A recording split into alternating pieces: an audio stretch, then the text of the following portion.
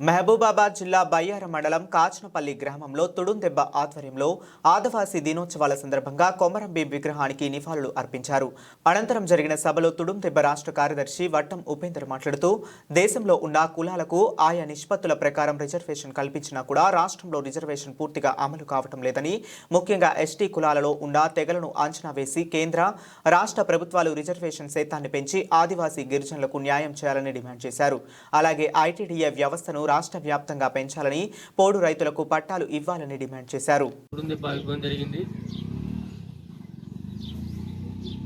అంచెలంచెలుగా తుడుందెబ్బ ఉద్యమ నిర్మాణం ఆదిలాబాద్ నుంచి శ్రీకాకుళం వరకు నిర్మాణం చేసుకొని భారత రాజ్యాంగంలోనే 5వ షెడ్యూల్ మినీ రాజ్యాంగాన్ని అమలు చేయాలని, 1 ఆప్షన్ చట్టాన్ని అమలు చేయాలని, పీచా చట్టం, అటవకుల గుర్తింపు చట్టం అమలు చేయాలని చెప్పేసి పోరాటం చేస్తూ ఉమ్మడి ఆంధ్రప్రదేశ్ రాష్ట్రంలో ఉన్న 35 గిరిజన తెగలు సామాజిక న్యాయం రిజర్వేషన్ వర్గీకరణ జరగాలని చెప్పేసి 96లో ప్రారంభం జరిగింది.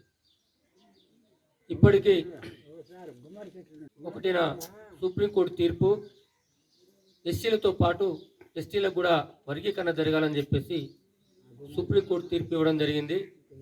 ఆ సుప్రీంకోర్టు తీర్పుని ఆదివాసీ హక్కుల పోరాట సమితి స్వాగతిస్తూ వర్గీకరణ జరగాలి, ఎస్టీలలో వర్గీకరణ కోసం కమిషన్ వేయాలని చెప్పేసి ఆదివాసీ హక్కుల పోరాట సమితి తుడుందెబ్బ తెలంగాణ రాష్ట్రాన్ని డిమాండ్ చేస్తుంది. ఎస్సీల వర్గీకరణ కోసం ఉషా మేర కమిషన్ వేయడం జరిగింది. ఉషా మేర కమిషన్ ఇచ్చిన నివేదిక ప్రకారమే ఎస్సీలలో వర్గీకరణ జరిగింది. సుప్రీంకోర్టు తీర్పు కూడా రావడం జరిగింది. ఎస్టీలో వర్గీకరణ జరగాలంటే విద్యాపరంగా, ఉద్యోగపరంగా, సామాజికంగా, ఆర్థికంగా, రాజకీయంగా కూడా ఎస్టీలలో 30 తెగలు ఉన్నాయి. ఆ తెగల్లో కూడా ఏ తెగ రిజర్వేషన్కి దూరంగా ఉంది, ఏ తెగ రిజర్వేషన్ పొందుతుందనే విషయాలు తెలవాలంటే కమిషన్ తప్పనిసరిగా వేయాలి. కాబట్టి తెలంగాణ రాష్ట్ర ప్రభుత్వం వెంటనే స్పందించి కమిషన్ నియమించాలని చెప్పేసి డిమాండ్ చేస్తున్నాం. ఆ కోణంలోనే మొన్న 22వ తారీఖు, 23వ తారీఖు ములుగు జిల్లా ఏటూరు నగరంలో తుడుందెబ్బ రాష్ట్ర మహాసభలు ఏర్పాటు చేసుకోవడం జరిగింది. అందులో తుడుందెబ్బ రాష్ట్ర కమిటీని, ఆదివాసీ మహిళా సంఘం రాష్ట్ర కమిటీ, ఆదివాసీ విద్యార్థి సంఘం రాష్ట్ర కమిటీని కూడా నిర్మాణం చేసుకోవడం జరిగింది. అందుకే గ్రామాల నుంచి రాష్ట్ర స్థాయి వరకు నిర్మాణాలు, జిల్లా కమిటీ, మండల కమిటీ, డివిజన్ కమిటీ, గ్రామ కమిటీల నిర్మాణాలు కూడా చేసుకోవడం జరుగుతుంది. మహిళా సంఘ నిర్మాణాలు కూడా చేసుకోవడం జరుగుతుంది. మహిళా సదస్సులు కూడా జిల్లా వ్యాప్తంగా ఏర్పాటు చేసుకోవడం జరుగుతుంది. ఆ కోణంలోనే ఈరోజు కాచనపల్లిలో కూడా గ్రామ కమిటీ, పంచాయతీ కమిటీ ఏర్పాటు చేసుకోవడానికి కాచనపల్లికి మన సమావేశం ఏర్పాటు చేసుకోవడం జరిగింది. కాబట్టి తెలంగాణ రాష్ట్ర ప్రభుత్వం వెంటనే స్పందించాలి. కులగణ అనే కార్యక్రమం జనాభా లెక్కలు కూడా మన జరిగినాయి. కాబట్టి బీసీ జనాభా లెక్కలు, ఎస్సీ జనాభా లెక్కలు, ఎస్టీ జనాభా లెక్కలు కార్యక్రమం జరుగుతున్నది.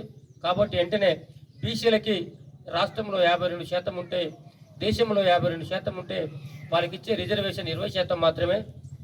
ఎస్సీలు 25% ఉంటే వాళ్ళకి ఇచ్చే రిజర్వేషన్ 15% మాత్రమే. ఎస్టీలు 12% ఉంటే వాళ్ళకి ఇచ్చే రిజర్వేషన్ 6% మాత్రమే. కాబట్టి జనాభా ప్రతిపాదిగా రిజర్వేషన్ ఇవ్వాల్సిన బాధ్యత ఈ రాష్ట్ర, కేంద్ర రాష్ట్ర ప్రభుత్వాలపైన ఉన్నది. అదేవిధంగా మహిళా రిజర్వేషన్లు కూడా 33% రిజర్వేషన్లు కూడా అమలు చేయవలసిన బాధ్యత ఉన్నది.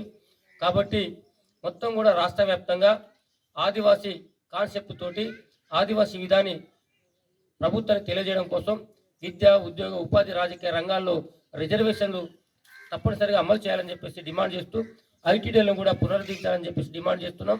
తెలంగాణ రాష్ట్రం వచ్చినాక ఐటీడీలు నిర్వీర్యమైపోయినాయి. అక్కడ ఉన్న 29 ప్రభుత్వ శాఖలు కూడా చిన్న చిన్న జిల్లాల పేరుతోటి శాఖలు మొత్తం కూడా జిల్లాలకు తరలించడం జరిగింది. ఐటీడీలు నిర్వీర్యమైపోయినాయి. అక్కడ ఉపాధి అవకాశాలు, ఉద్యోగ అవకాశాలు, అదేవిధంగా విద్యా అవకాశాలు కూడా నష్టపోతున్నారు. కాబట్టి తెలంగాణ రాష్ట్ర ప్రభుత్వం వెంటనే స్పందించి ఐటీడీలు కూడా పునరుద్ధరించాలని చెప్తున్నాం.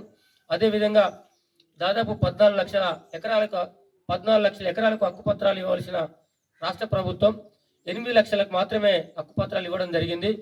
మిగతా 6 లక్షలు మాత్రం ఇవ్వడం జరిగింది. మిగతా 8 లక్షలు ఇవ్వాల్సిన బాధ్యత తెలంగాణ రాష్ట్ర ప్రభుత్వం.